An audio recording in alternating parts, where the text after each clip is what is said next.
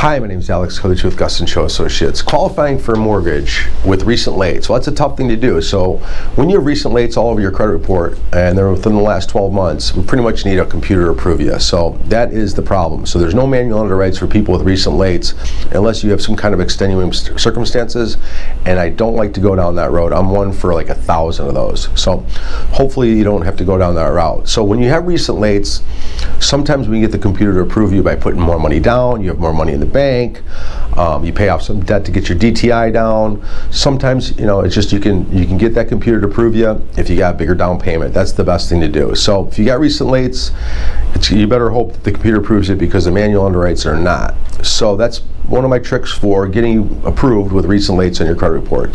So give me a call if you got any questions, 630-915-7550. Thanks.